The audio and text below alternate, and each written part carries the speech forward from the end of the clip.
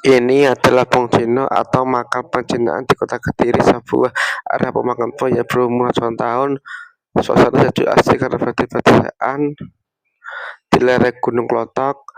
Di salah satu pojok ada sebuah makam sangat mewah, sebuah pusara yang menjadi tempat berdiri antara satu orang lain terkaya di Indonesia yang pemilik PT Gula Garam.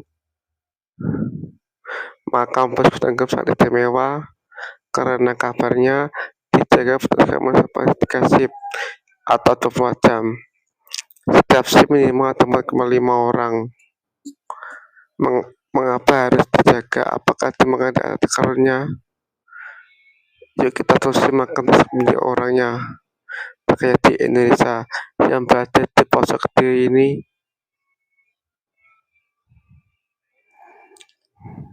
Assalamualaikum sedulur, kali ini saya di kota Kediri, Jawa Timur, sebuah kota tempat perusahaan rekod besar di Indonesia yang PT Gula Garam berdiri. Hampir setiap tahun pemilik perusahaan ia masuk daftar orang terkaya di Indonesia. Dan bahkan di Asia Tenggara, PT Gula Garam punya sumbangsi sangat besar terhadap kondisi ekonomi daerah dan masa Kediri. Perusahaan ini begitu besar dalam menjadi Kediri sebagai kota terkaya di Indonesia. Saat saya bekerja di Kediri beberapa waktu lalu, pengaruh PT Gula Garam memang sangat terasa.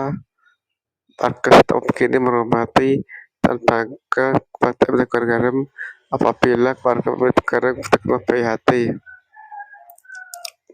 ramah, halim. Misalnya pemimpin PT Gula Garam generasi kedua ini sangat merayat, cara bicara halus dan dermawan. Ia sering membagikan amplop kepada ribu masyarakat. Tak heran begitu meninggal dunia pada 28, warga ditumpah ruah terakhir untuk memberikan penguatan terakhir. Ramon Halis dimasukkan di Vicino atau sebuah bangunan sudah tua di wilayah Kediri juga. Nah, kali ini saya akan mengajak sedulur untuk mengunjungi makam Pak Ramon Halim yang katanya sangat megah dan mewah. Lokasi pemakaman atau sekitar 6 km dari pusat kota Kediri. Setelah sampai bilangan Sidoarjo, kita belok ke arah Jalan Lautan saja. Di depan saya ada pintu gerbang musik kawasan Bong Cino. Pada hari biasa suasana sangat sepi, jarang dan berziarah yang datang. Yang banyak terlihat buang sampah yang terlalu lalang. Nah, kok bisa? Ternyata jalur saya juga baru tahu tempat belakang Bong Cino atau tempat buang sampah akhir Kabupaten Kediri. Seperti saya dulur-dulur, suasana Bong Cino terlihat begitu asri. Udaranya pun terasa segar dan sejuk karena berada di lereng Gunung Klotok. Di kiri kanan banyak sekali makam-makam. Intinya suasana sejarah beristimewa. Dari bentuk dan makamnya, saya berpikir hanya orang kaya saja yang bisa membangun makam ini. Sekarang kita menuju area belakang atau sisi selatan dari Bong Cino. Lokasi makam Pak Ramon Halim berada. Nah, ini penampakan lokasi makamnya. Kita menyisir dari bagian samping belakangnya, lur. Di sekeliling area makam dibangun tembok 2 meter. Di atas tembok dihiasi banyak sekali patung kura-kura. Masyarakat Tionghoa percaya kura-kura merupakan simbol dari kebijaksanaan dan keabadian. Selain itu, kura-kura juga yakini sebagai salah satu binatang penjaga surga. Sementara si tembok lain dihiasi patung naga. Bahasa dengan percayaan orang Eropa yang menganggap sebagai binatang jahat. Orang Tionghoa justru sebaliknya. Mereka meyakini naga sebagai binatang membawa keberuntungan. Di tembok kokoh inilah Bong Pi atau nisan Bong Gula Garam. Makam Pak Ramon Halim sangat luas, yakni mencapai 200 meter persegi. Tidak ada kesan anggrek atau seram sama sekali. Suasana mirip sebuah taman yang menyejukkan mata. Bagi bagian mungkin tidak akan habis pikir ada peluangnya untuk perubahan makan, memakai las itu. Namun setiap budaya pun kaki sendiri. Bagi masyarakat Tionghoa, kemegahan atau luas makam seorang menunjukkan satu hidup pentingnya semasa hidupnya. Semakin hebat atau tinggi status seorang, maka akan megah. Menguasai mengerajai kerajaan Cina, hampir semua berbentuk museum, bahkan ada diisi tentara, menteri dan harta karun. Mereka percaya meski seorang telah meninggal, sang mendiang masih memiliki beberapa kebutuhan, seperti saat masih hidup di dunia. Dan bagi warga, Pak Rahmat Halim membuat makam megah adalah bekas sepele.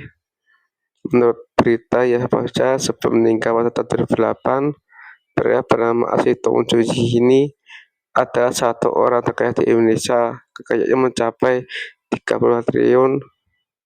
Sebagai informasi, makam Pak Rahmat Halim ini dijaga 24 jam oleh security Kuda Garam.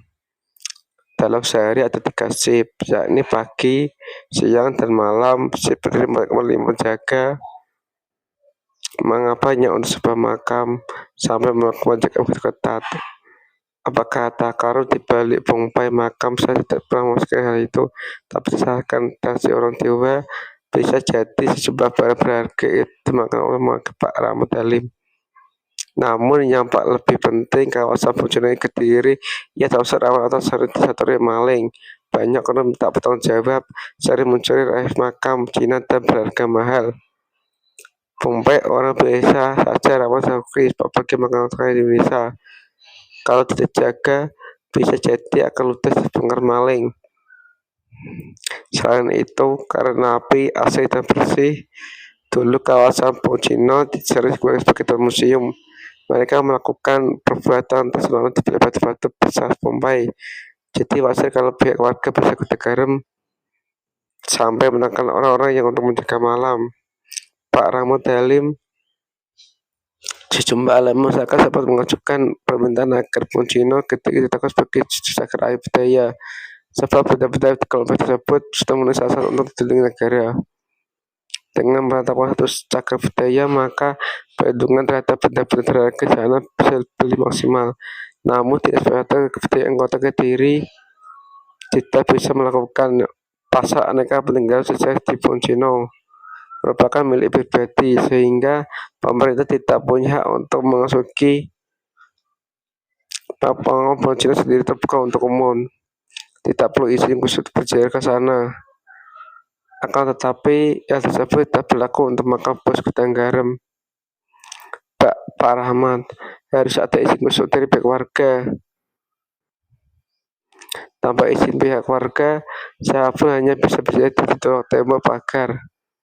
Terima kasih sudah menonton. Waalaikumsalam warahmatullahi wabarakatuh.